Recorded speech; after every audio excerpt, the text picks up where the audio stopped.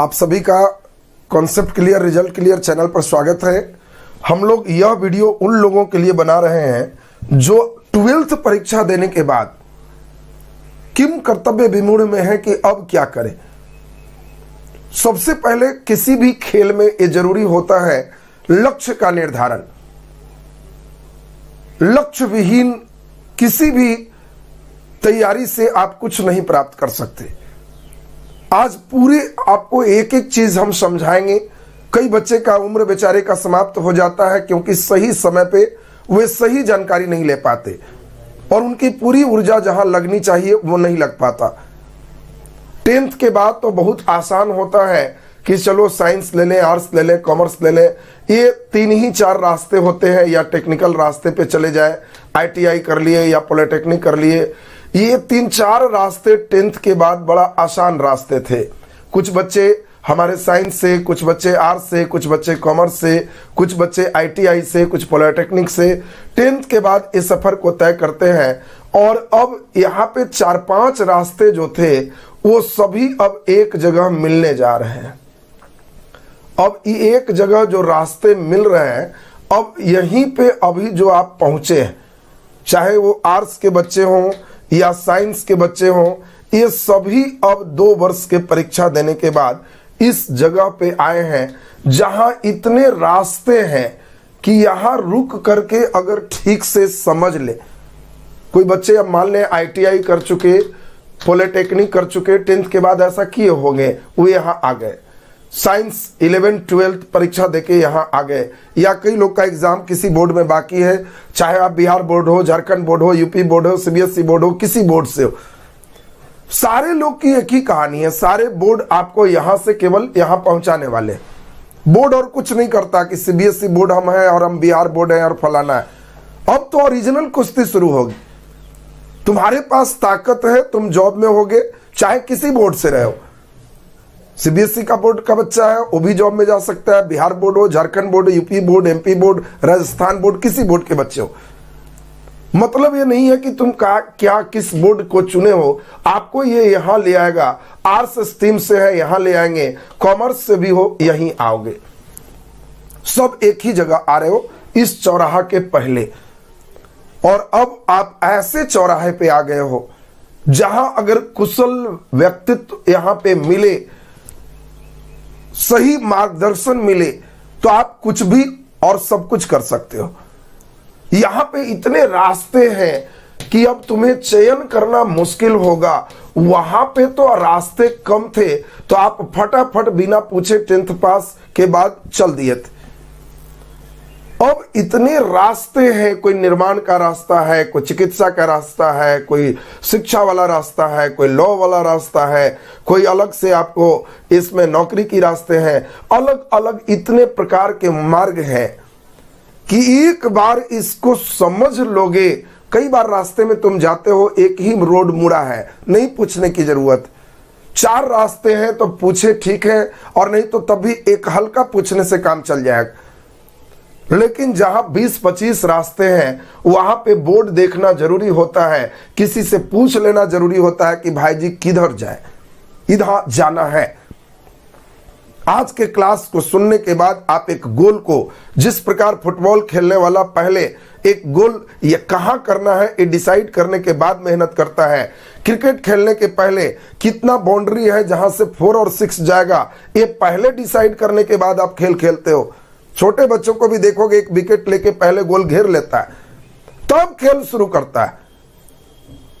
ये निश्चित होता है कि हमें इसके पार पहुंचाना है, यह निश्चित होता है कि मुझे यहां गोल करना है।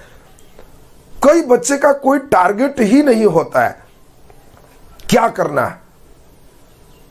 बिहार पुलिस की बहाली आई, भर दो इसको भी, चलो भाई इसकी रेलवे की बहाली आ गई, भर दो इसको भी, BPSC आने वाला है, चलो इसको भी सोच लेते हैं। अब आप क्या कर रहे हो, एक टारगेट पहले सोच लो कि मुझे यही करना है और उसके लिए यही गोल करना है। जितनी ऊर्जा है आपके अंदर लगा दो, उसमें गोल होगा। अपनी ऊर्जा को इधर उधर भेजोगे तो दिक्कत होगी। बाकी एक चीज समझ लो, सभी रास्तों में कष्ट है, कोई शॉर्टकट नहीं है। आप एक लाइन में बस समझे रहो, 100 किलो प्याज काटे या 100 जूता खाएं, दर्द बराबर है। एक व्यक्ति को सजा दिया गया कि 100 किलो प्याज काटोगे या 100 जूता खाओगे। जो करना है लगातार होगा, बीच में छोड़ोगे फिर शुरू से हो जाएगा।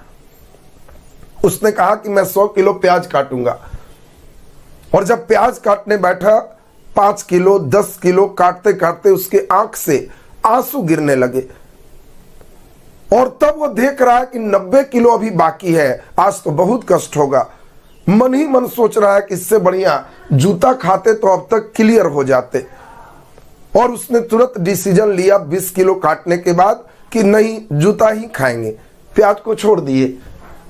फिर जब जूता लगने लगा तो 15-20 जूता होते होते लगा कि प्राण निकल जाएगा। सोच रहा है कि नहीं, प्याज ही ठीक था। फिर बीच में रोक के कहा प्याज ही ठीक है, और इस प्रकार वो 200-300 किलो प्याज भी काटा, 200-300 किलो जूता भी खाया। ये हम उन लोगों के लिए कह रहे हैं जो बीच बीच में ना इंजीनियरिंग ठीक है, IIT करेंगे, फिर आधा दूर तक चला गया, IIT ना बहुत भार है इसमें, रेलवे की तैयारी अब जनरल का करेंगे, अब इसका करेंगे। क्यों रास्ते बदल रहे हो? पहले ही सोच लो कि मुझे यही करना है, और आज के क्लास में समझ लीजिए कि किस लेवल पे आपको कहां क्या खोजता है, क्या आप उसको पूरा कर पाएंगे। अगर आंसर है हाँ करेंगे, लोग क्या कहते हैं सोचना बंद कर दीजिए। आप अपने मन से, अपने हृदय से पूछिए कि क्या तुम तैयार हो, वो है तो उस रास्ते पे चल दीजिए। चूंकि अभी एग्जाम बाद बहुत सारे बच्चे क्या करें ना करें के फेज में आ जाते हैं। कई बच्चे के अंदर ऊर्जा है, सही मार्गदर्शन नहीं मिला तो वो बेचारे बस उसी मोहल्ले के लड़के, तुम क्या कर रहे हो तो फलाना जगह सेट लगा रहे हैं, फलाना जगह ये कर रहे हैं। उनके अंदर ऊर्जा दूसरे चीज की थी और वो तीसरे जगह एनर्जी लगाने लग गए। वो उसी प्रकार की बात हो गई कि आपको पेड़ पे चढ़ने वाले अब गिलहरी हैं और आपको पानी में कूदाने की तैयारी कर दी जाए। कोई इसमें मछली है और इनको पेड़ पर चढ़ने के कंपटीशन में भिड़ा दिया जाए। अगर वही मछली पानी में होता तो न जाने कितने गोता लगाते और कहां पहुंच जाते, और उसे पेड़ पे चढ़ने के लिए शामिल कर दिया गया कि चलो ऊपर चढ़ जाओ, जो ऊपर चढ़ेगा उसका जीवन सार्थक हो जाएगा। और कई मछली हमारे पेड़ पे चढ़ने चल दिए, कई गिलहरी पानी में, उनको डुबा दिया गया कि तुम तैरो, क्योंकि उनका बेटा भी यही कर रहा। ये बंद कर दीजिए सिस्टम। आप अपना हृदय से पूछ लीजिए कि हमें क्या मंजूर है और वो टारगेट बना के चल दीजिए। जरूरी नहीं है कि आप यही करें तो अच्छा करेंगे, हर क्षेत्र में आपके लिए अपार संभावनाएं। तो अब इस संभावनाओं को हम इसमें प्रारंभ कर रहे हैं। जो भी लोग एग्जाम दिए हैं या कुछ वर्ष पहले दे करके होल्ड मुद्रा में हैं, अगर आपके अभी भी डेट बच रहे हैं तो आप इसको जो टारगेट बताएंगे आज गोल अचीव कर लेना। जिन लोगों ने गोल सोच लिया है तो वो एकदम निश्चिंत हो जाओ कि मुझे इसी की तैयारी करनी। अब इसमें एक एक करके देखिए, हम बहुत बेसिक से चलेंगे आपके लिए। 12th के बाद क्या क्या आप कर सकते हैं, एकदम देखिए जीरो लेवल से बात हम आपकी कर रहे हैं। नौकरी वक्त के परिस्थितियों के अनुसार बदलते रहते हैं, किसका वेटेज ज्यादा है। सभी डिमांड एंड सप्लाई का खेल है। क्या मार्केट में डिमांड है, कितने लोग उस पे आ रहे हैं, ये डिमांड सप्लाई के द्वारा ही सब चीज का पूर्ति होती है। उनके पेमेंट तय होते हैं, मार्केट में उनके वैल्यू तय होते हैं। देखिए इतनी तरह की बात आप 12th के बाद कर सकते हैं। पहले की बात अगर हम करें तो पहले सबसे ज्यादा इंपॉर्टेंट एक था जिसका नाम था जुडिशियरी, न्यायपालिका। ये अंग्रेज जिस समय भारत में रहे, जो भी लड़के थे उस समय सभी लोग यही करते थे, लॉ की पढ़ाई, वकील बनते थे। चाहे वो गांधी जी हो, चाहे चित्तरंजन दास हो, चाहे मोतीलाल हमारे नेहरू हो, जो हो, सब व्यक्ति को एक ही काम है, लॉ। स्वतंत्रता आंदोलन में आपने जिन लोगों की भूमिका देखी, लगभग अधिकांशतः उसमें अगर पढ़े लिखे थे तो उन्होंने लॉ की पढ़ाई किया। उस समय इसमें सबसे ज्यादा संभावना। महात्मा गांधी भी वकालत करने के लिए दक्षिण अफ्रीका गए। अब देखिए परिस्थितियां कैसे बदलती। भारत को पैराडाइज ऑफ लॉयर कहते हैं, वकीलों का स्वर्ग। दो व्यक्ति झगड़ा कर लेगा तो दोनों में एक व्यक्ति ने किसी दूसरे का सिर फोड़ दिया तो वहां 2 लोगों को नौकरी की संभावना हो गई। जिसने सिर्फ फोड़ा है उसके अलग वकील होंगे और जिसका फूट गया है उसके अलग वकील होंगे। तो 2 व्यक्ति को जॉब का मिल गया साधन। फोड़े हो तब भी पैसा दो, वकील साहब पेश करेंगे। फूट गया है तब भी पैसा दो, वकील साहब आपकी बात रखेंगे। Paradise of lawyer. तो लॉ में भी अपार संभावनाएं हैं, बच्चियां लोग भी इसमें कर सकते। इसमें अभी भारत में आप सबसे अच्छा पद सीधा जज तक प्राप्त कर सकते हैं ईमानदारी से पढ़ेंगे तो। कैसे जज बनते हैं, कौन लॉ कर सकते हैं, सभी पे हम बहुत डिटेल चर्चा करेंगे। आपके सभी जो सेक्टर है हम सभी सेगमेंट को टच करने का प्रयास किए। दूसरी बात आपको समझाएं, ये और ज्यादा महत्वपूर्ण था आजादी पूर्व। जब हमें आजादी मिली तो आजादी के बाद हुआ क्या, हम लोगों ने बाहरी देशों को भारत में प्रवेश पर रोक लगा दिया। तो यहां फैक्ट्री कम थे, अब डिमांड बहुत ज्यादा है और सप्लाई बहुत कम है। इसके कारण भारत में हर जगह नंबर लगाना पड़ता था कि आपको गैस चूल्हा चाहिए नंबर लगो, टेलीफोन चाहिए नंबर लगो, सीमेंट चाहिए परमिट मिलेगा। ये परमिट लाइसेंस कोटा के द्वारा ये सबसे ज्यादा टफ समस्या रही हम लोग के यहाँ 1947 से लेकर के 1990 तक, जब तक ग्लोबलाइजेशन नहीं हुआ। भारत की आर्थिक नीति एक ही पर चल रहा था कि हमें विदेशी किसी चीज का सहायता नहीं लेना है, हम अपने भारत में ही निर्माण करेंगे और यदि सप्लाई हम कम कर पा रहे तो हम अपना व्यक्तियों को वेटिंग होल्ड मुद्रा में रखते हुए हम उसको बनाएंगे। और इसीलिए 91 में आप जानते हो लिबरलाइजेशन, प्राइवेटाइजेशन एंड ग्लोबलाइजेशन हुआ, भूमंडलीकरण, वैश्वीकरण जिसको कहते।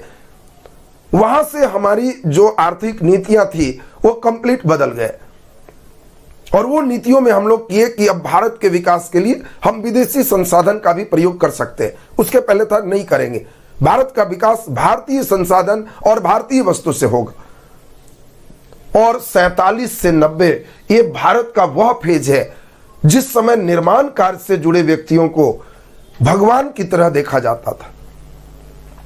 निर्माण कार्य का मतलब है जो व्यक्ति फैक्ट्री में नौकरी कर रहे हैं उनकी सबसे अच्छी इज्जत थी, जो वस्तु को बना रहे हैं, क्योंकि वो निर्माता हैं। निर्माता की इज्जत तब तक खूब होगी जब निर्माण कम हो और डिमांड ज्यादा हो। उस समय निर्माण करने वाले में हम कड़ी समझाएंगे आपको कि किसी फैक्ट्री में निर्माण कैसे होता है। अभी रफ में आपको बता दें, किसी फैक्ट्री में अगर आप पढ़े लिखे नहीं हैं तो आप एज ए लेबर होंगे, मजदूर होंगे। मजदूरों को समझाने के लिए पढ़ा लिखा व्यक्ति का एक वर्ग चाहिए और उसको इंडस्ट्री की ट्रेनिंग दी जाएगी और उसको इंडस्ट्रियल ट्रेनिंग इंस्टीट्यूट, इसी के लिए हम लोग ITI की स्थापना करते हैं। इंडस्ट्रियल ट्रेनिंग इंस्टीट्यूट में 2 ईयर का पढ़ाई देते हैं। 2 साल पढ़ने के बाद ये बच्चे फैक्ट्री के सामानों के बारे में कुछ जानकारी ले लेता है। अब कुछ नहीं जानेगा, आपसे कहेगा फाइल लाओ, तो फाइल का मतलब फाइल लेके चले आओगे, रेती को फाइल कहते हैं। अब कई वैसे टेक्निकल है कि हमारा कैसे हमारा माइक्रोमीटर से मापेंगे, कैसे हमारा कौन सा सिस्टम, टूल्स का नाम क्या है, ये इंडस्ट्रियल ट्रेनिंग इंस्टीट्यूट में बच्चों को ये सिखा दी जाती है जो लेबर से थोड़ा ऊपर होंगे और इनको टेक्नीशियन कहा जाएगा। ये टेक्निकल वर्क जान रहे हैं। अब ये लेबर को सपोर्ट करेंगे कि ऐसे करना है, वो जैसे समझा दीजिए वैसे वो करेंगे। कोई मशीन खराब हो गया, लेबर ITI वाले को बुलाएंगे, ये उनको बनाएंगे। यदि इनसे नहीं बन रहा है तो इसी कोर्स को सरकार 3 साल के लिए पढ़वाती है और इसी को पॉलिटेक्निक कहते हैं, डिप्लोमा कहते हैं। सेम चीज, उसी फैक्ट्री की जानकारी ITI वाले 2 साल लेते, पॉलिटेक्निक वाले 3 साल लेते। अगर इनसे मशीन नहीं बन रहा तो इनको बुलाएंगे, इनको जूनियर इंजीनियर कहा जाता है। अब ये जूनियर इंजीनियर साहब इनसे 1 साल ज्यादा पढ़े हैं तो उसको बनाएंगे। हो सकता है इनसे भी ना बने, हो सकता है मशीन में ज्यादा खराबी हो। तो इसी चीज को फैक्ट्री के बारे में सरकार 4 साल के लिए पढ़ाई करवाती है, जिसको बीटेक कहते हैं। अब बीटेक का मतलब बैचलर ऑफ टेक्नोलॉजी है। ये 4 साल की डिग्री लेके बैठे हैं और तब जब फैक्ट्री में कोई खराबी आएगी, इनसे नहीं बन रहा है तो ये बनाए, इनसे नहीं बना ये बनाए, इनसे नहीं बनेगा तो ये इंजीनियर साहब हैं, ये बैचलर ऑफ टेक्नोलॉजी को इंजीनियर कहते हैं, ये जूनियर इंजीनियर, ये टेक्नीशियन, ये बाकी नॉन टेक सब एम्प्लॉय हो गए, ये टेक्निकल पर्सन इन लोगों को कहते। अब इंजीनियर वहां पे अपना दिमाग लगाएंगे, बनाएंगे। बिल्कुल स्वाभाविक बात है कि सर इंजीनियर से भी नहीं बनेगा, तब आपके मन में ये प्रश्न आ रहा होगा, स्वाभाविक बात। तब इसी में 2 साल के लिए एमटेक करना होता है, मास्टर इन टेक्नोलॉजी। बीटेक करने के बाद एमटेक कर सकते हैं, कोई बच्चे बीएससी भी करके एमटेक कर सकते हैं।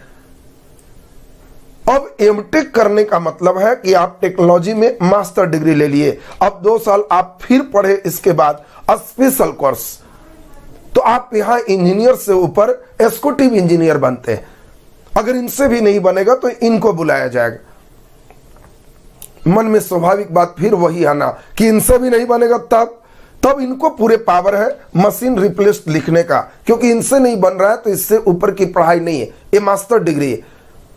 और मास्टर डिग्री के बाद ये लिख सकते हैं मशीन चेंज किया जाए, इनको पावर है, इन लोगों को पावर नहीं है। और 47 से 90 तक आप देख लीजिएगा, कोई लोग जो इस काम में जुड़े थे उनकी सबसे अधिक गांव में इज्जत थी। इस बीच के कोई इंजीनियर है तो उनके गांव में प्रतिष्ठा है। आज भी नाम सुनोगे इंजीनियर साहब का घर है, आज भी नाम सुनोगे वर्सियर साहब का घर है, यही वर्सियर साहब है। ये इंजीनियर साहब और वर्सियर साहब एकदम सबसे पॉपुलर सिस्टम रहा 47 से 90 के बीच। बच्चे इस बदलाव को नहीं समझ पाए और वो प्रतिष्ठा जो इंजीनियर और जो वर्सियर को यहां पे रहा 90 तक, 91 से अब वो समस्या ही नहीं रहा।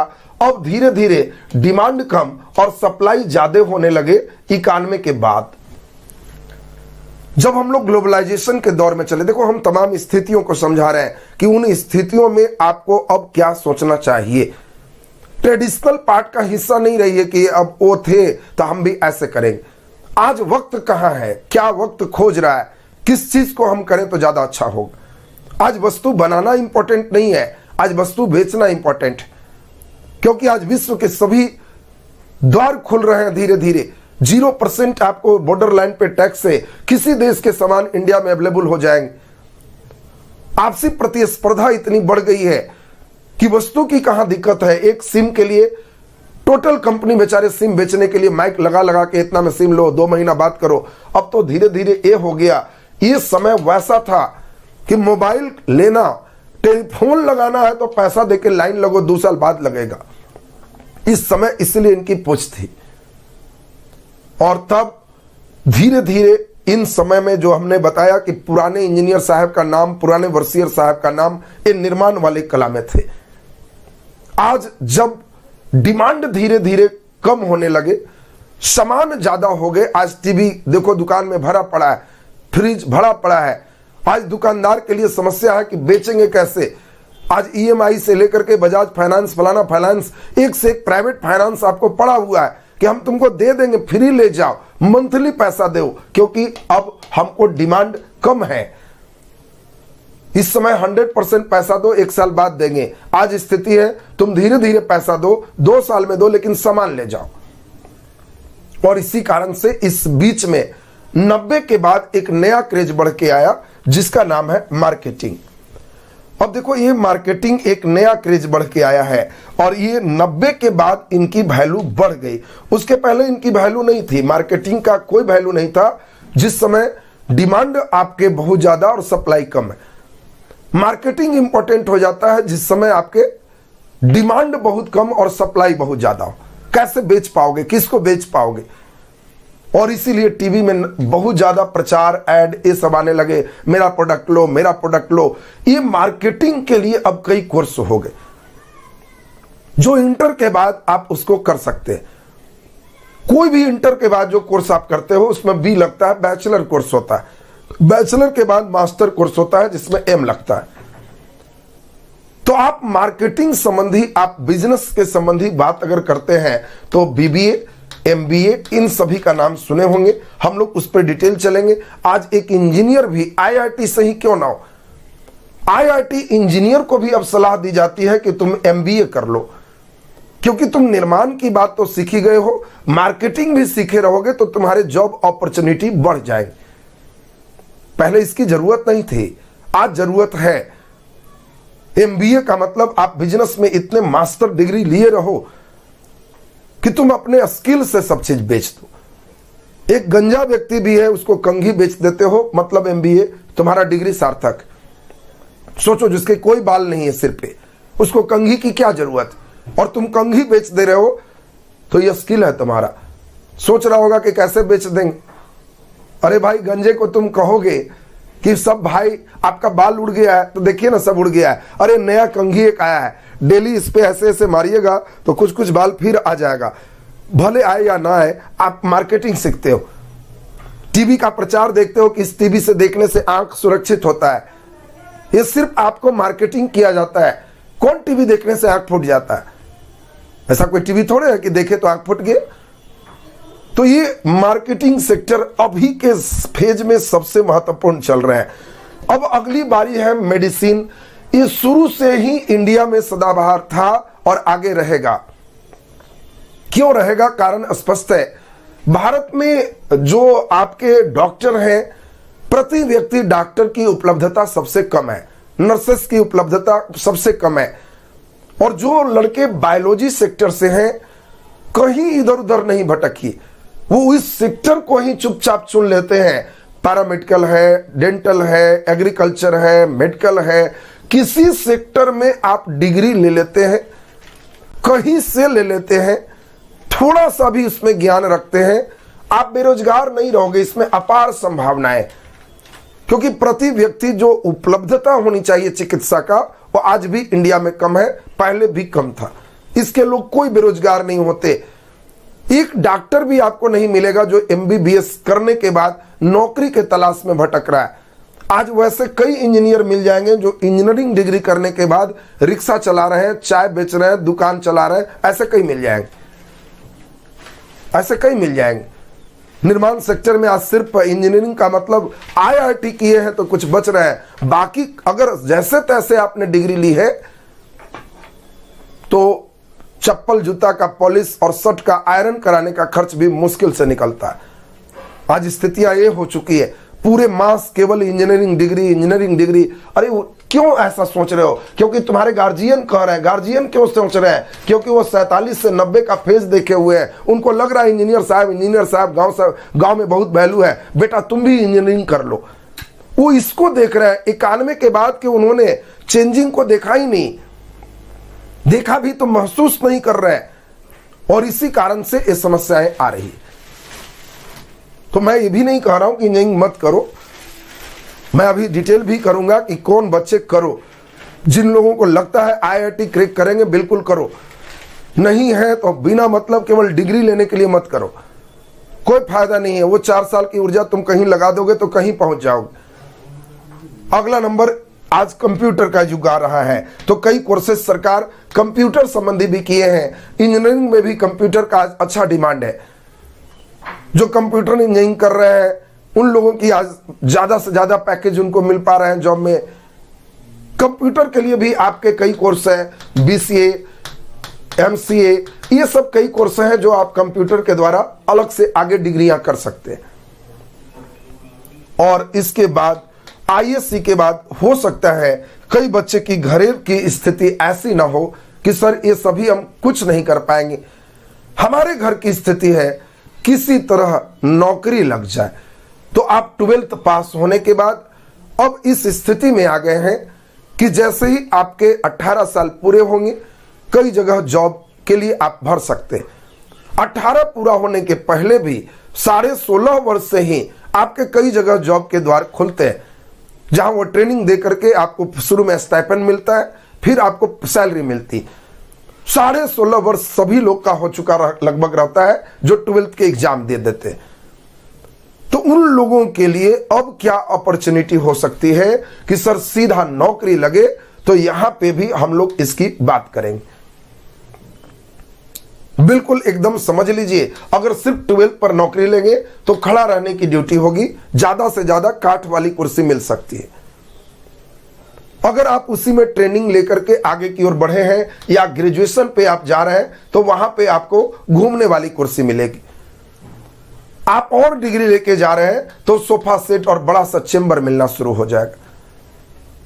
तो ये तो अब स्थितियां और आपके सोच, क्या सोच के आप रखे हो, इस पे करना है। बाकी हमारा जो कहना है, नौकरी जिन बच्चों को चाहिए तैयारी में लगो, लेकिन डिग्रियां मत छोड़ना, डिग्री भी साथ में कंटिन्यू करते जाओ, क्योंकि यही डिग्री जब तुम नौकरी में अगर नहीं हो पाएगा तो डिग्रियां ही तुम्हारे कवच कुंडल बनेंगी। जब वक्त के तरकस के तीरों से घायल होने लगोगे तो ये डिग्रियां ही तुम्हारे ढाल के काम करेंगे। और कैसी डिग्री, कौन सी डिग्री, ये बात ही अभी हम आपको समझाने जा रहे हैं, जो खूब बढ़िया से हमारे साथ समझिएगा। अब एक एक करके देखिए, हमने प्रयास किया है कि आप पूरी बात को एक बार समझें, इसीलिए हमने पूरे सिस्टम को लिया। अभी हम फैक्ट्री निर्माण काम से चल रहे हैं। जो बच्चे निर्माण में डिग्रियां लेना चाहते हो, उसके बाद नौकरी, कहीं से भी नौकरी, कोई ये सब डिग्री का पार्ट है। तो निर्माण के लिए हमने आपको अभी बताया कि निर्माण मैन्युफैक्चरिंग में सबसे छोटा आप ITI कर सकते हो, क्योंकि इससे नीचे फिर लेबर है, क्लर्क है, नॉन टेक्निकल पर्सन। मैट्रिक के बाद ही ITI कोर्स हो सकता है। आज बिहार वगैरह में ITI को ISC का इक्विवेलेंट किया गया है। कोई बच्चे ITI कहीं से किए हो, मेरे इंस्टीट्यूट से भी किए हो, तो बिहार में अगर हो तो बिहार बोर्ड अलग से हिंदी इंग्लिश की परीक्षा लेती है, और लैंग्वेज पेपर का अलग से केवल 2 परीक्षाएं दे दोगे, 2 विषय का, तो फिजिक्स, केमिस्ट्री, मैथ की डिग्री ISC के बराबर हो गई। और ITI इंडस्ट्रियल ट्रेनिंग इंस्टीट्यूट है, 2 साल का कोर्स है। केवल ITI करने में आप ध्यान रखना, चूंकि भारत एक मिश्रित अर्थव्यवस्था का देश, और मिश्रित का मतलब है यहां तुमको दोनों अपॉर्चुनिटी मिलेगा। पैसा है तो प्राइवेट से, नहीं है तो गवर्नमेंट से। अमेरिका रहोगे केवल प्राइवेट, रूस हो तो केवल सरकारी। भारत में दोनों है।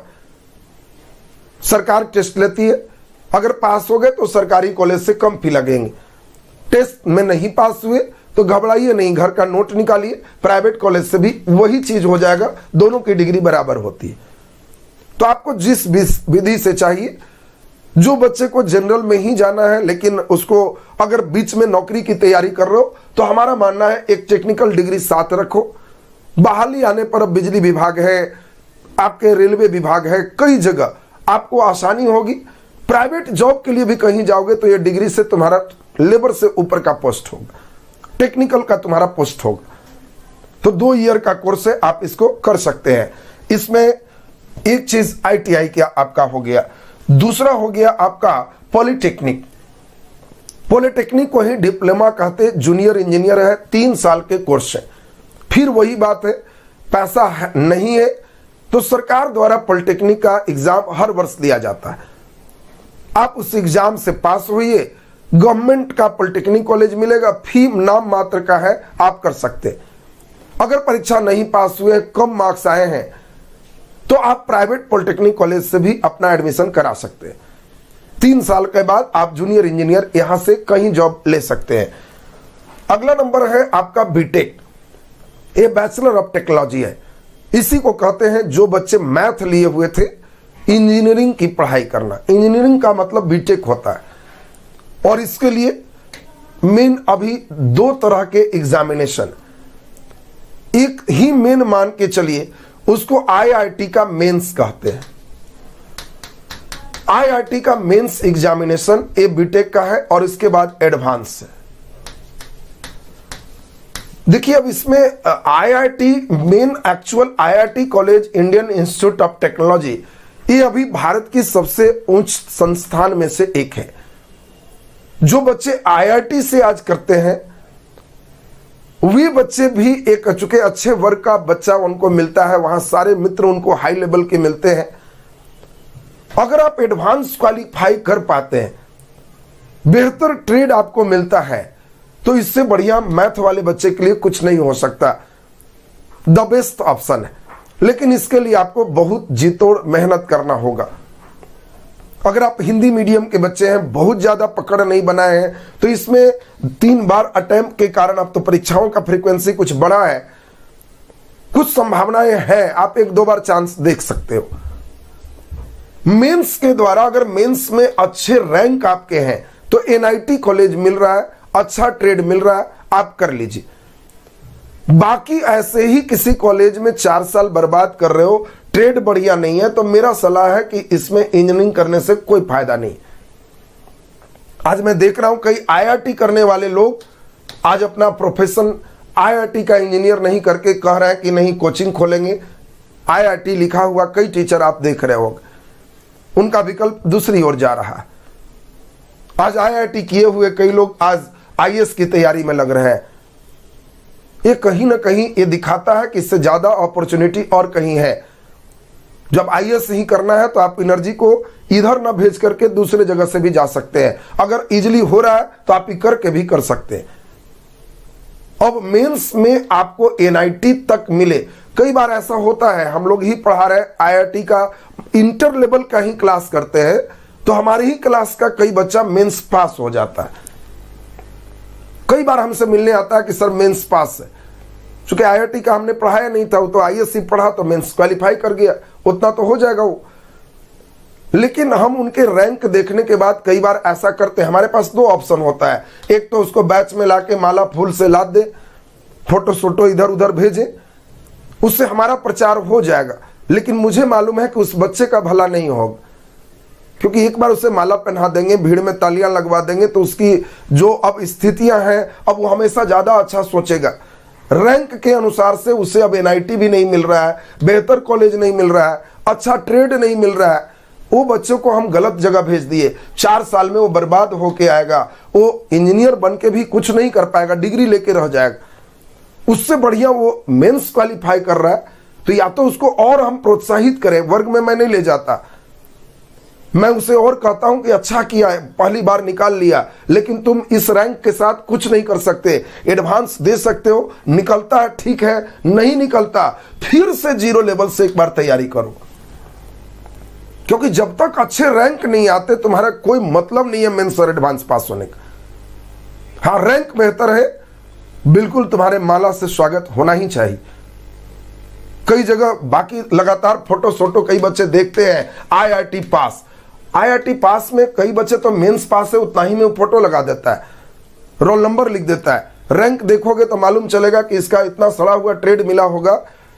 कुछ फोटो से अच्छा है ना करना, उससे बढ़िया नहीं करना। तुम दूसरे जगह तैयारी करोगे तो नौकरी में चले जाओगे, उससे बेहतर करोगे। अपनी ऊर्जा बर्बाद नहीं करना। तो ये बीटेक के बारे में चूंकि मैथ वाले जो बच्चे हैं उनको समझा दिए। जिन बच्चों का एकदम जुनून है, मैथ बेहतर है, हम एकदम जबरदस्त इसको करेंगे, बिल्कुल करना। मेंस भी करना, एडवांस भी करना, और एडवांस के अच्छे रैंक के लिए एकदम संघर्ष करना कि पास तो हो ही जाएंगे, संघर्ष बढ़िया करेंगे, रैंक बढ़िया लाएंगे। मेंस के एनआईटी तक ठीक है, उससे नीचे मत जाना। एडवांस कहीं मिलेगा तो आईआईटी कॉलेज में ट्रेड बढ़िया होना चाहिए, सही ऑप्शन है आपका। अगर बीटेक कर लिए या बीटेक नहीं किए, तमन्ना दिल में संजोगे हुए हैं कि हम इंजीनियरिंग सेक्टर में ही जाएंगे, आईआईटी कॉलेज में जाएंगे, आप फिजिक्स ऑनर्स हो, मैथ ऑनर्स हो, फिर आपको ऑप्शन है। ऑनर्स कंप्लीट होने के बाद आप एमटेक कर सकते हो, वो भी आईआईटी कॉलेज से। मास्टर इन टेक्नोलॉजी आप कर सकते हो। तो जो बच्चे फिजिक्स से बीएससी कर रहे हो, मैथ से बीएससी कर रहे हो, बीएससी के बाद अगर ईमानदारी से उधर पढ़े हो तो एमटेक के लिए फिर आईआईटी कॉलेज में तुम जा सकते हो, सपना पूरा हो सकता है। अब अगला नंबर हम लोग चले यहां के बाद के सेक्टर में। अब मेडिसिन लाइन में चलते हैं।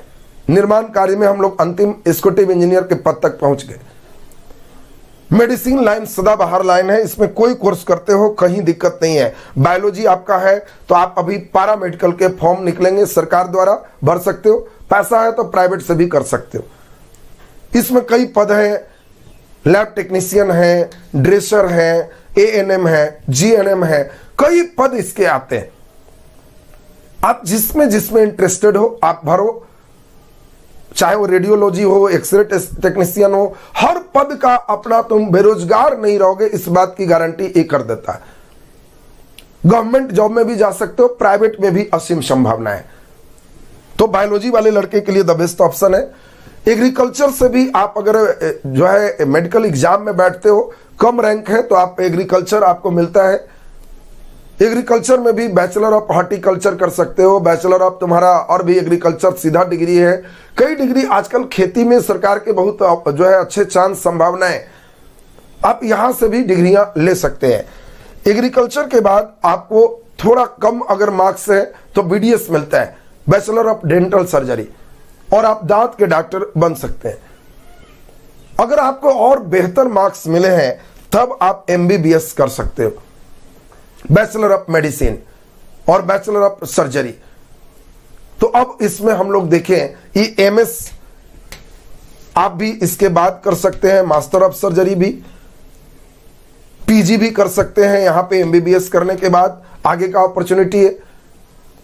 और एमबीबीएस जिन लोगों का नीट में ज्यादा अच्छा मार्क्स है उन्हें मिलता है। अगर आपके घर में पैसे कम है, गवर्नमेंट कॉलेज में फी कम लगते हैं, रैंक ज्यादा नंबर लाना होगा। और इसी बार एग्जाम हुआ 720 में 720 अंक तक सोचो बच्चे ला दिए। बहुत बेहतर करना होगा, बायोलॉजी सबसे बढ़िया करना होगा। अगर प्राइवेट कॉलेज में जाओगे तो एमबीबीएस करने में लगभग 1 करोड़ रुपए खर्च हो जाएंगे। 1 करोड़ रुपए लगभग, बोलेंगे कम, लेकिन उतना लगभग आपको रहते खाते 5 साल में हो जाएंगे। अगर बजट लगभग उतना का है तो प्राइवेट से भी एमबीबीएस कर सकते हैं। उतना बजट नहीं है तो एकदम जम के तैयारी कीजिए और आप गवर्नमेंट कॉलेज में बहुत कम खर्च में 5 साल में 1 लाख के खर्च में, वो भी कई जगह स्कॉलरशिप और तमाम चीज मिलते हैं, हो जाएंगे। तो ये दोनों में अंतर है। प्राइवेट थोड़ा इंजीनियरिंग कॉलेज सस्ता होता है, मेडिकल कॉलेज बहुत महंगे होते हैं। तो ये चीज आपको एमबीबीएस का भी जानकारी हमने दे दिया। अब इसमें बिजनेस की बात करें, बिजनेस की बात करेंगे तो इसमें आप देख पा रहे हैं BBA, bachelor of business administration. जिन बच्चों का दुकानदारी या आगे बिजनेस प्लान में ही करना है तो वो आईएससी के बाद बीबीए कर सकते हैं। बीबीए होने के बाद वो सीधा एमबीए कर सकते हैं। ये 2 ईयर का प्लान हो गया एमबीए का, master of business administration. Engineering करके भी बच्चे एमबीए कर सकते हैं।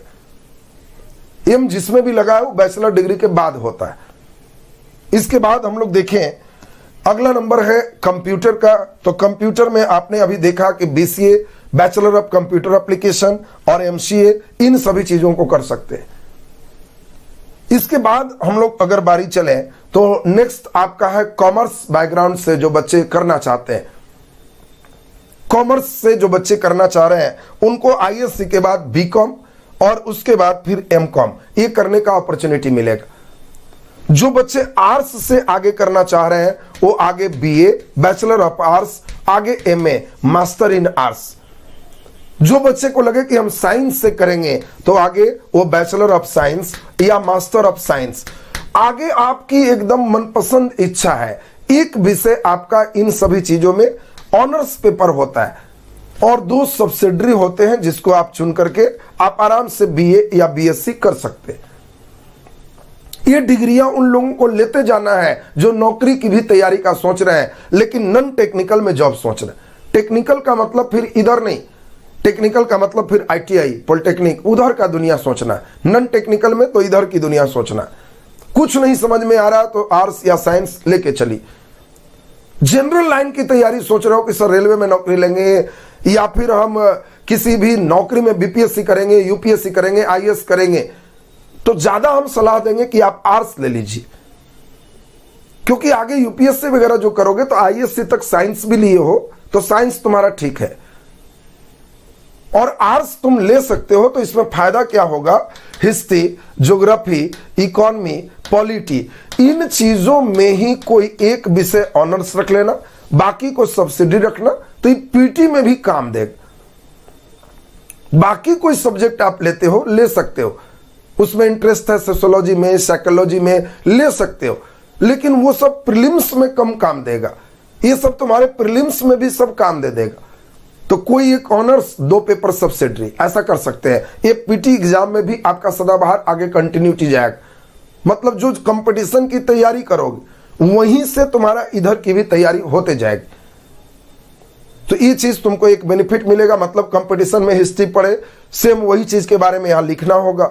उधर ज्योग्राफी पढ़ोगे सब्सिडरी में काम आ जाएगा, उधर पॉलिटी पढ़ रहे हो सब्सिडरी में काम आ जाएगा, इकोनॉमी पढ़ रहे हो सब्सिडरी में काम आ जाएगा आपको।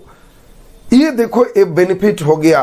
तो आईएससी के बाद बीए करें, बीएससी करें, जो है बीकॉम करें, या फिर आप कंप्यूटर में जा रहे हो तो बीसीए करें, बिजनेस में जा रहे हो बीबीए करें। अब आपके पास कई तरह का ऑप्शन मिल रहा है। अब अगर आप चाहते हो जॉब ओरिएंटेड की ओर चलना तो उनकी दुनिया थोड़ी अलग है। तुम्हें टीचर बनने का ही सोचा है कि हम टीचर बने, तो आईएससी पे भी आप टीचर बनने का अभी से सोच सकते हो, और इसके लिए बीएड करना होगा। बैचलर ऑफ एजुकेशन आईएससी पर भी होता है, वो 4 ईयर का प्रोग्राम है। 3 साल ग्रेजुएशन की डिग्री और 1 साल बीएड की डिग्री। 4 साल में आप डायरेक्ट ग्रेजुएशन प्लस बीएड दोनों आपके हो जाते हैं, या बीए करने के बाद भी 2 साल के लिए आप बीएड कर सकते हो। दोनों ऑप्शन है। आईएससी पास बच्चे डायरेक्ट इसमें कर सकते हो। 4 साल में आपको बीए प्लस बीएड दोनों हो जाएगा। बीए करके जो बीएड करोगे उसको 3 साल बीए में, 2 साल बीएड में, 5 साल लगेंगे, इसमें 1 साल बचते। तो आप बीएड में भी एडमिशन कर सकते हैं। जिन लोगों का बीएड हो जाए वो मास्टर इन एजुकेशन एमएड की डिग्री ले लोगे, तो एमएड डिग्री लेने से फिर आपको यहां पे बेनिफिट मिल जाएगा। तो अब एमएड होने के बाद अब अगली बारी आ रही है लॉ का। हमारे बच्चियों के लिए भी, हमारे बेटियों के लिए भी ये बहुत ही कारगर है। इंटर के बाद हम सलाह देते हैं जो हमारी बेटियां हैं वो लोग लॉ की तैयारी में लग सकते हैं। लॉ के लिए आपको combined law aptitude test, CLAT का एग्जाम हर साल भारत सरकार लेती है। आप अगर क्लैट थ्रू जाते हो तो द बेस्ट कॉलेज आपको मिलता है, भारत के सबसे अच्छे लॉ कॉलेज, और वहां से आप बैचलर ऑफ लॉ एलएलबी कर सकते हो। ये इंटर लेवल पे ही है, 12th पर ही कर सकते हो, 5 साल लगेंगे। ग्रेजुएशन पे करोगे तो 3 साल लगेंगे। लेकिन 12th के बच्चे भी क्लैट के एग्जामिनेशन पर गंभीर हो सकते हो। एक बार क्वेश्चन बैंक मंगा के देख लो, उसके प्रश्नों को एक बार देखोगे और फिर लगे कि हाँ इसमें हम बेहतर कर पाएंगे तो आप इसकी तैयारी कर सकते हो। कोई में थर्मामीटर देखना, फायदा क्या होगा, अच्छे कॉलेज से क्लैट थ्रू अगर तुम एलएलबी करते हो तो बढ़िया वकील बनोगे। अगर अच्छी थोड़ी सी भी जानकारी रखोगे तो आप जो जज के परीक्षा है उसमें बैठ सकते हो। जुडिशियरी सेक्टर में आप जज बन सकते हो, किसी को कटघरे में खड़े रख सकते हो, जो लड़कियों के लिए सबसे अच्छा पोस्ट हम समझते हैं। बच्चों के लिए भी अच्छा है, लेकिन इसके लिए जितोड़ मेहनत करना होगा। ईमानदारी से आप एक ऐसे कुर्सी पर बैठोगे जिस पे सब लोग विश्वास करते हैं। तो ये लॉ की परीक्षा आप 12th बाद क्लैट को अपना गोल निर्धारित कर सकते हो। इसके लिए मेहनत करना होगा। एलएलबी करने के बाद आप एलएलएम मास्टर इन लॉ भी कर सकते हो। तो यहां पे अपॉर्चुनिटी लॉ में भी आपके पास एक बेहतर मिल रहा है। कई लोग अपने गोल में इसको रख सकते हैं। अब जिन बच्चों को है कि सर इस डिग्री उग्री छोड़िए सर, नौकरी, सर नौकरी जरूरत है, नौकरी चाहे चपरासी का ही क्यों ना, घर में गार्जियन प्रेशर डाले हुए नौकरी चाहिए। तो नौकरी भी अब इंटर लेवल पे कहां कहां कर सकते हो, जो आपके अंदर ऊर्जा है कहां लगाओगे, एकदम बढ़िया से सुन लेना। ध्यान दोगे तो तुम्हें लगेगा कि नहीं, आज हम इस वीडियो के माध्यम से अपना लक्ष्य को हम सोच लिए हैं। मैं इस वीडियो को इसीलिए बना रहा हूं कि अपना एक गोल टारगेट डिसाइड कर लो। तुम्हें जो करना है, मैं ये नहीं कहूंगा कि मेरे पास ही पढ़ो, मैं कितना सबको थोड़े पढ़ा सकता हूं। हाँ, कुछ सेगमेंट अगर तुम उसको सोचे होगे, हमारे पास अगर अवेलेबल है तो आप उसको हमारे साथ कर सकते हो। नहीं भी इच्छा है, तुम्हें लगता है कि नहीं हम वहां करेंगे, आप वहीं करो, हमारा आशीर्वाद आपके साथ। मैं तो सिर्फ इसको बना रहा हूं कि तुम एक टारगेट को अचीव कैसे करो इसको समझ लो। हमारे इस छोटे से वीडियो से भी अगर आपका टारगेट डिसाइड हो जाता है, आप लक्ष्य की प्राप्ति कर लेते हो, भटकाव नहीं होता है, तो मैं अपना इस समय को जो दिया हूं, हम अपने आप को धन्य समझूंगा कि एक बच्चे का भी करियर में अगर बना दिया तो मेरा वीडियो बनाना सार्थक होगी। नौकरी 2 तरह से हो सकते हैं। अगर आप देश की सुरक्षा के लिए आप नौकरी चाहते हो तो सुरक्षा विभाग की नौकरी एक सामान्य प्रशासन विभाग की जानकारी। सामान्य में भी आप दो तरह की नौकरी कर सकते हो, कर्मचारी और अधिकारी। अब जो भी आप बनना चाहते हो आप कुछ भी बन सकते हो। कर्मचारी की अलग परीक्षा होती, अधिकारी की अलग परीक्षा होती। आज स्थिति यह है कि बच्चों इन चीजों को नहीं जानते, वे अधिकारी बनने की क्षमता रखते हुए ये सुरक्षा में जा रहे हैं या कर्मचारी बन के रह जा रहे हैं। ये इसमें सुरक्षा में भी कर्मचारी अधिकारी आप यहां भी बन सकते हो, लेकिन जहां बनना है समझना ठीक से। डिफेंस सेक्टर में, सुरक्षा सेक्टर में आपके लिए कई जॉब आते हैं। अगर किसी राज्य से हो उस राज्य के पुलिस की बहाली आएगी, यूपी से हो यूपी पुलिस, बिहार से हो बिहार पुलिस, दिल्ली से हो दिल्ली पुलिस। अपने ये पुलिस की बहाली जनरली 12th पर ही आती है। आप आराम से इसको पुलिस में शामिल हो सकते हो। इसमें थोड़ी अधिकारी की बात करें तो दरोगा की बहाली ये आफ्टर ग्रेजुएशन आते हैं। Graduation science, arts, commerce, BCom, BCA जो किए रहो, बैचलर डिग्री आपके पास है तो आप दरोगा की तैयारी कर सकते हो। तो ये तो हुआ राज्य स्तरीय आपके पुलिस की बात। अब हमारे आन बान शान एयरफोर्स की बात चलेगी, नेवी की बात चलेगी। एयरफोर्स और नेवी लगभग सेम पैटर्न पे चलते हैं और एयरफोर्स में सबसे अच्छी बात है कि आपको इसमें कुछ प्रक्रिया से गुजरना पड़ेगा। आपको इसमें फिजिक्स, मैथ और इंग्लिश और टोटल में और इन तीनों के पार्टिकुलर में सिर्फ 50% मार्क्स है, तो आप इसको भर सकते हो। 16.5 साल से 21 साल के आयु तक आपको हर 6 महीना पर इसकी अपॉर्चुनिटी तुम्हें मिलेगी। 6 महीना पर सोचो भर सकते हो। इसके लिए अभी जो टेस्ट है 18 अप्रैल से 22 अप्रैल तक एक टेस्ट होगा। जो बच्चे भर चुके हैं अभी उनके लिए हमारे क्लास भी प्रारंभ होंगे। जो नहीं भरे हैं वो भी इस बैच को एक बार पढ़ लेना है और फिर डिटेल अगले 6 महीना के लिए आगे के लिए लग जाना है। इसमें फिजिकल टेस्ट, मेडिकल फिट होना चाहिए, दांत में एकदम सभी जो 14 पॉइंट है एकदम सही होना चाहिए। दांत वगैरह कहीं टूट गया है तो आपके नहीं होंगे। अनमैरिड होना चाहिए और पुरुष होना चाहिए। इंटर लेवल पे पुरुष ही सिर्फ भर सकते, लड़कियां हमारी ग्रेजुएशन करके एयरफोर्स में जा सकती। रिटेन पास होने के बाद आपको 1.6 किलोमीटर 6.5 मिनट में दौड़ना होता है। फिजिकल टेस्ट भी 10 पुशअप है, सपाटा मारना, 10 सीटअप है, सो करके उठना, 20 स्क्वाट है, उठक बैठक 20 बार करना। आसान है। मेडिकल में बहुत भार, इसमें इन फिजिकल में बहुत भार नहीं। मेडिकल फिर इसका थोड़ा कठिन टफ है। कई बच्चे हाइट की बात करते, कुछ पदों में 152.5 सीएम, मतलब एक साधारण लड़के हाइट का भी भर सकते हैं। कुछ में 165 सीएम, कुछ पदों पर 175 सीएम तक हाइट। तो आपको जैसा हाइट है उस पद के लिए एप्लीकेबल है। हाइट की चिंता इसमें ज्यादा नहीं। वजन भी कम से कम 55 किलो होना चाहिए। बाकी उम्र और हाइट के अनुसार से समानुपातिक एक चार्ट है, उस चार्ट के अनुसार से आपके वजन होने चाहिए। वो भी पास होने के बाद कुछ वृद्धि घटी कमी रहता है, वो मेंटेन हो जाता है, कोई बहुत बड़ा इश्यू नहीं। अब इसमें एयरफोर्स के लिए जो बच्चे सोचे हैं उन लोगों के लिए आपको हम बता दें, 2 ग्रुप होता है। टेक्निकल को X ग्रुप कहते और नॉन टेक्निकल को Y ग्रुप कहते। टेक्निकल ग्रुप, X ग्रुप जो आप देख रहे हो, इसको केवल फिजिक्स, केमिस्ट्री, मैथ के बच्चे ही भर सकते हैं जो ISC में मैथ लिया। और एयरफोर्स का Y ग्रुप, आर्ट्स के बच्चे, कॉमर्स के बच्चे, बायोलॉजी के बच्चे, कोई बच्चे Y ग्रुप भर सकते हो। नॉन टेक्निकल में कोई जा सकते हो। टेक्निकल में सिर्फ फिजिक्स, केमिस्ट्री, मैथ वाले जाओगे।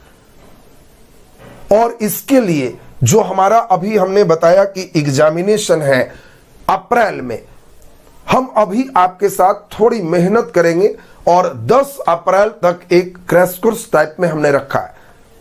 जो बच्चे एयरफोर्स के लिए डिसाइड हो कि 21 वर्ष पूरा होने के पहले नौकरी लेंगे, तो वे बच्चे हमारे इस कोर्स के साथ ज्वाइन हो सकते हो। हमने जान के एकदम नॉमिनल चार्ज रखा है कि पैसे बाधे ना आए आपके तैयारी। केवल 1000 आपको इसमें फी रखे, महीने का नहीं, पूरा खत्म करने का। फिजिक्स, मैथ और इंग्लिश एक बार पढ़ लेना है, ये क्रैश टाइप का है, अगले बार फिर डीप लेवल का 5 मंथ कोर्स होगा। तो फिजिक्स, मैथ और इंग्लिश, फिजिक्स पूरा 11th 12th हम ही लेंगे एयरफोर्स के लिए। मैथ हमारे साथ आशुतोष आनंद है, पूरा यूट्यूब पे भी चैनल है विद्या एजुकेशन मैथ, आप वहां देख सकते हैं, लगातार एयरफोर्स का क्लासेस वहां चल रहा है। तो मैथ के लिए आप हमारे साथ पूरे आशुतोष के साथ मैथ काफी एनर्जी के साथ देख पाएंगे। इंग्लिश के लिए हमारे साथ बेहतर कई दिल्ली तक के 2-3 टीचर को हमने शामिल किया है, और इसके लिए हमने कोशिश किया है कि जो बच्चे देहात के हैं, दूर में हैं, बहुत पैसा नहीं है, घर बैठे हुए ऑनलाइन तैयारी कर सकते हैं। घर बैठे हमारा प्ले स्टोर पर ऐप है विद्या एजुकेशन ग्रुप, डिस्क्रिप्शन बॉक्स में उसका लिंक दिया हुआ है, उसको डाउनलोड करें, अपने नंबर से वेरीफाई करें, और इस नंबर पे अगर कोई दिक्कत होती है टेक्निकल, तो ऑनलाइन के बच्चे इस नंबर पे संपर्क करेंगे, डायरेक्ट ऐप से कोर्स को परचेज करेंगे। फोन पे, गूगल पे, ये सब किसी नंबर पे भेजने की जरूरत नहीं, ऐप में आप डायरेक्ट सर्च करेंगे, एयरफोर्स मिल जाएगा, आप डायरेक्ट वहां से परचेज करेंगे, कहीं इधर उधर पैसे देने की जरूरत नहीं, और डायरेक्ट यहां से आप परचेज करते ही सीधे हमारे क्लास से जुड़ जाए। इधर उधर फोन पे करेंगे, इधर उधर पेमेंट देंगे, 8-10 दिन जुड़ने में समय लग जाता है, इसलिए डायरेक्ट वाला सबसे बढ़िया है। जो बच्चे पटना ऑफलाइन हमारे साथ आ सकते हैं, उनको ऑफलाइन में भी 1000 हम लोग फी रखे हैं, और इसी क्लास से लाइव दिया जाएगा, जिसको घर बैठे बच्चे देख सकते हैं। 1000 में वो सामने रह के पूरे पढ़ सकते हो। डेली 4 से 5 घंटा आपको पढ़ाएंगे, 1 से 5-6 भी बच सकता है। और पटना में बाजार समिति में हम लोग ऑफलाइन क्लास कर रहे हैं। जो बच्चे पटना जाना चाह रहे हो, वो बच्चे इस नंबर से संपर्क कर लेना कि बाजार समिति कहां, मेन गेट के जस्ट बगल में ही है, तो वो बच्चे यहां से संपर्क करके पटना आ सकते हो। इसके लिए हम लोग एक टाइमिंग भी रखे हैं, 19 फरवरी से आपका पढ़ाई शुरू हो जाएगा। जो नए आईएससी के भी बच्चे एग्जाम दिए हैं, उन लोग भी इस बैच में शामिल हो जाएंगे, तो एक बार पूरे रफ वे में आपका निकल जाएगा। फिर एक बार सफ वे में 5 महीना टाइम दे दोगे तो अगला बार रिजल्ट पक्का हो जाएगा। हम लोग पटना के मोइनुल हक स्टेडियम में अलग से मेडिकल के लिए, जो एयरफोर्स में डॉक्टर मेडिकल टेस्ट लेते हैं, वैसे एक डॉक्टर से संपर्क भी किए। फिजिकल और मेडिकल के लिए टेस्ट के लिए हमारे पास जो एक्सपर्ट हैं, जो एयरफोर्स में कई बार रह चुके हैं, वहां से रिटायर हुए, वैसे 2 लोग हमारे साथ जुड़ चुके हैं, और इनके द्वारा मेडिकल टेस्ट आपके फ्री ऑफ कॉस्ट हम लोग उनके पेमेंट देंगे, आपके करवाए जाएंगे परीक्षा से पहले। अगर आप मेडिकल फिट नहीं है, ये लोग रिजेक्ट करते हैं, तो वहां भी आप रिजेक्ट हो जाओगे। तो उस कंडीशन, फिजिकल के लिए कोई बात नहीं, तो ट्रेनर होंगे, दौड़ भाग हो जाएगा, लेकिन मेडिकल जो चाहिए, अगर आप अनफिट है तो आप इसकी तैयारी में आगे समय बर्बाद ना करें। तो उसके लिए हम लोग 19 को, आप जो बच्चे हमारे साथ जुड़ेंगे, एडमिशन ले चुके होंगे, उन लोग को एक डेट बता करके हम लोग यहाँ पे उस प्रक्रिया को शुरू करेंगे। एडमिशन होने के बाद भी अगर आपको मेडिकली अनफिट कह दिया गया है, तो आपके पास दोनों ऑप्शन है, या तो पढ़ लो, नॉलेज होगा, या मेडिकल अनफिट हो तो ये फी आप किसी दूसरे बैच में ट्रांसफर करवा सकते हो, या आपको वापस भी ले सकते हो। दोनों ऑप्शन आपके लिए खुला रहेगा। तो ये चीज आपको पूरा का पूरा एयरफोर्स बैच के बारे में डिटेल जानकारी दे दिए। 19 फरवरी से कई बच्चे जो हमसे पहले भी रेगुलर वाला पढ़ रहे थे, उनको क्रैश कोर्स के लिए कोई फी नहीं देना। एयरफोर्स रेगुलर बैच जो पिछला एडमिटेड है, उन लोग को कोई फी नहीं देना है, इसी में उनका पूरे कंप्लीट हो जाएगा। तो ये आपको एयरफोर्स संबंधी सूचना दे दिए। नेक्स्ट, एयरफोर्स के बाद जो बहादुर बच्चे हैं, इंग्लिश सही है, मैथ जबरदस्त सही है, वो नेशनल डिफेंस एकेडमी यूपीएससी परीक्षा लेती है। अधिकारी बनोगे, सीधा कर्नल बनोगे, और हर साल 2 बार जनवरी और जुलाई में इसके फॉर्म है, 6 महीना पर ही। आईएससी के बाद 6.5 से 21 साल तक तुमको अपॉर्चुनिटी मिल रहा है। बहुत बढ़िया, जिनका मैथ जबरदस्त है, इंग्लिश जबरदस्त है, इधर उधर का मत सोचो। अगर फिजिकल फिट हो, अनमैरिड हो, विवाह शादी नहीं किए, सीधा एनडीए टारगेट कर सकते हो। हाइट भी बहुत ज्यादा नहीं है, किसी का भी 157, अधिकांश बच्चे का होगा। लगभग क्लास के 98% बच्चे मानते हैं 157 सेंटीमीटर होंगे। वायुसेना के लिए थोड़ा ज्यादा हाइट चाहिए, 162.5 सेंटीमीटर। सिलेबस इसका है गणित 300 नंबर का है, 150 क्वेश्चन 2.5 घंटा। मेन गणित है 11th 12th से ही उससे ऊपर लेवल के होते हैं। और जनरल एबिलिटी 600 नंबर का है, 150 क्वेश्चन इसमें 2.5 घंटे में बनाना होगा। इसमें इंग्लिश 200 नंबर का है और जीके जीएस 400 नंबर का। तो अब आप समझ गए 50 क्वेश्चन इंग्लिश से होंगे, 100 क्वेश्चन जीके जीएस से होंगे। ये जीके जीएस में जो बच्चे केवल मेरा रेलवे का पैकेज भी पढ़ लेता है तो जीके जीएस उनका हो जाता है। इसके लिए बहुत नहीं पढ़ना, जीके जीएस में बहुत हाई लेवल नहीं है। रेलवे बैच का ग्रुप डी का भी पढ़ लिया परचेज करके तो ये हो गया। इंग्लिश बेहतर पढ़ना है और मैथ बेहतर पढ़ना है। हम लोग अगले वर्ष से एनडीए के दुनिया में भी आ रहे हैं। अभी इस वर्ष हम लोग एयरफोर्स पे एनर्जी लगा रहे हैं, अगले वर्ष से दोनों आपके आ जाएंगे। अभी आप जो जहां बेहतर समझते हैं कर सकेंगे। जो बच्चे का एयरफोर्स नहीं हुआ, एनडीए नहीं किया, मैं बार बार कहा कि डिग्री लेते चला गया, अगर वो ग्रेजुएशन कर चुका है तो ग्रेजुएशन के बाद वही बच्चे फिर सीडीएस दे सकता है, कंबाइंड डिफेंस सर्विस। और यहां पे उम्र ग्रेजुएशन के बाद का है 19 साल से 21 साल, फिर चांस मिलते हैं वही मैथ, इंग्लिश और जीके के साथ। अगर तैयारी उधर किए हुए हो तो फिर अगर उधर एम मान लो लगता है कि उधर नहीं हो पा रहा, ग्रेजुएशन मेरा हो गया, तो वो भी भरो, सीडीएस भी भरो, सीडीएस से भी डायरेक्ट अधिकारी बनोगे। तो ये आपका डिफेंस सेक्टर में आपने देखा अलग अलग। सामान्य विभाग की बात करें तो सामान्य विभाग में आपके जॉब की अपॉर्चुनिटी रेलवे में है, बैंक में है, अन्य बिजली ऑफिस में है, कई जगह आपके सेक्टर सभी खुल जाते हैं। रेलवे में अब एनटीपीसी और एक टेक्निकल, रेलवे अपना 2 तरह की बहाली निकालती है। एक टेक्निकल, उसमें आईटीआई, पॉलिटेक्निक, इंजीनियरिंग किए हुए बच्चों को परीक्षा अलग से लेती। जो बच्चे आईटीआई नहीं किए, टेक्निकल डिग्री नहीं लिए, जो उधर समझाए, उनके लिए अलग नाम है non technical popular category. Non tech popular category है, उनकी एक साथ एग्जाम होते हैं। और ग्रुप डी के इनके एक बार एग्जाम होते हैं। आप इसकी तैयारी भी अभी से कर सकते हो, इंटर बाद लग सकते हैं। बैंक, इनकी अलग अलग क्लर्क से लेके पीओ तक के आपका पूरे पद इनके निकलते हैं। बिजली ऑफिस भी टेक्निकल, नॉन टेक्निकल सभी विभाग के उनके निकलते हैं। अन्य भी आपको सीधा सीधा ये सामान्यतः आपको ये जॉब में आएंगे। अगर क्लर्कियल जॉब चाहिए तो कर्मचारी बनने के लिए स्टाफ सिलेक्शन कमीशन पहले गठन था, एसएससी। उसी में अगर ग्रेजुएशन कर लिए हो तो सीजीएल है, कंबाइंड ग्रेजुएशन लेवल एग्जामिनेशन। इसी में इंटर पर सीएचएसएल है तो आपको सीएचएसएल भी दे सकते हो, combined higher secondary level examination. ये सभी में आपको इंग्लिश, मैथ, जीके, जीएस, ये सभी आपको बेहतर होना चाहिए। मैथ जिनका सही है, जनरल वाला मैथ अलग है, इंटर से कोई मतलब नहीं है। जनरल मैथ पढ़ना होगा, आपको इंग्लिश पढ़ने होंगे, और आपको अगर जीके जीएस ठीक हो गया तो सीजीएल, सीएचएसएल, एसएससी आप क्रैक कर सकते हो। इसके बाद अगर हम बारी आते हैं कि आप अधिकारी बनने का सोचे हो, तो हर राज्य में एक पब्लिक को सेवा देने के लिए पीसीएस एग्जाम है।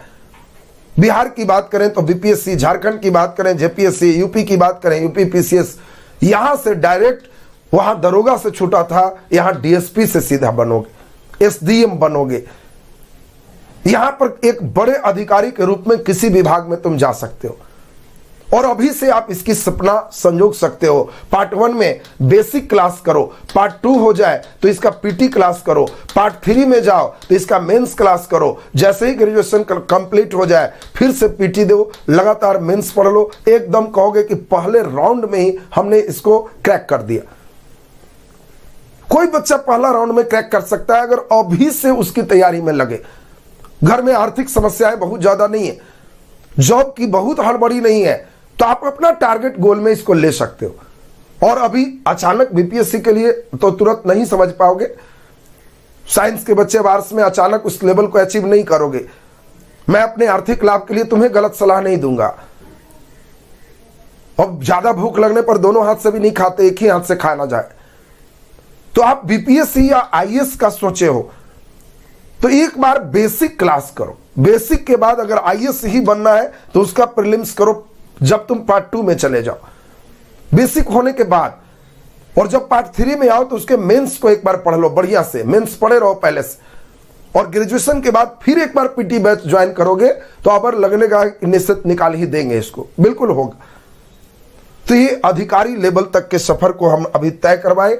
जो बच्चे इंटर से, आर्ट्स से हो, साइंस से हो, कॉमर्स से हो, उन लोगों के लिए बेसिक जनरल कंपटीशन बैच 8 महीने के ड्यूरेशन के लिए हम ला रहे हैं।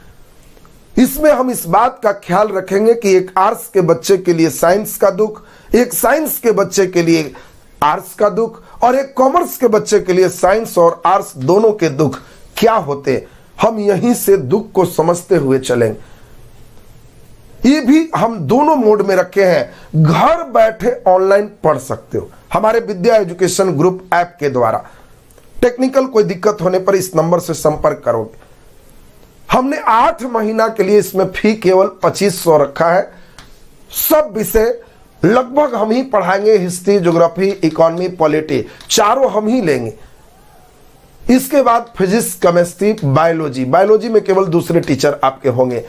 ये इतने और हल्का करंट अफेयर की जानकारी, इतनी जानकारी बेसिक लेवल पर इतना दे देंगे कि फिर तुम आईएएस या बीपीएससी आराम से उस बैच को टेकल कर सकते हो। ये 8 मंथ बेसिक बैच है, बुनियादी बैच है और 8 महीना में बेस कंप्लीट हो जाएगा। जिन लोगों का बेस ठीक है वो आगे की तैयारी, बेस नहीं ठीक है आईएएससी की हो, चुपचाप कहीं इधर उधर भटको नहीं, आराम से बेसिक पहले ठीक कर लो।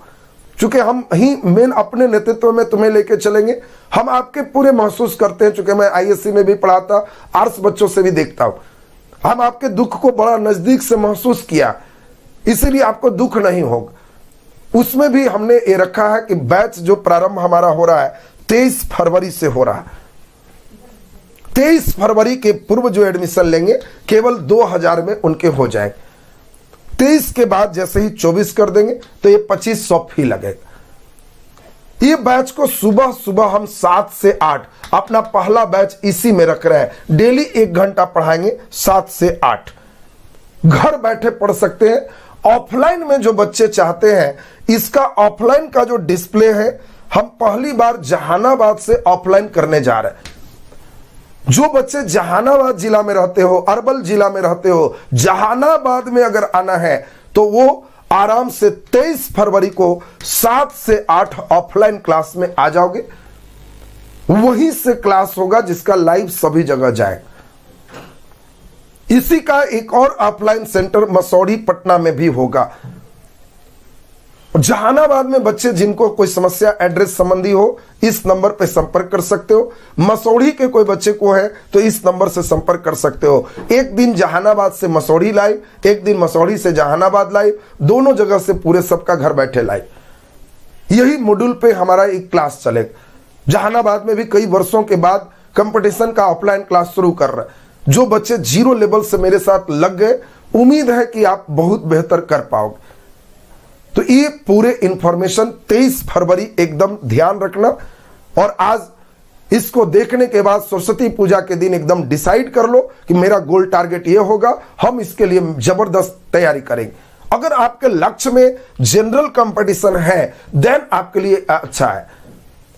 आप अगर क्लैट का भी सोचते हो, लड़कियां भी कोई सोच रही है कि सर हम लॉ करेंगे, बढ़िया आप बताए जज बनेंगे, वो भी पहले इस बेसिक बैच को कर लो। अगले बार तुम इंग्लिश केवल ठीक करोगे तो उधर निकल जाओगे।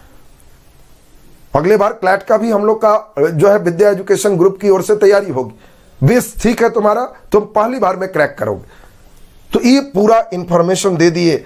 उम्मीद है कि आप सभी लोग की जो बातें होगी यहां हमारे इस वीडियो के माध्यम से आपको मिल गया होगा और आपके स्वर्णिम भविष्य की हम कामना करते हैं। बहुत आभार और धन्यवाद। सभी बच्चे तक जो परीक्षा दिए हैं इस वीडियो का लिंक जरूर भेज दीजिएगा, हर बच्चा देखे, हर ग्रुप में डाल दीजिए ताकि सब कोई देखे। एक बार अच्छा लगा तो लाइक बटन भी जरा दबा दीजिएगा, उससे हम फिर आपके लिए आगे निरंतर आते रहेंगे। धन्यवाद और आभार सभी का।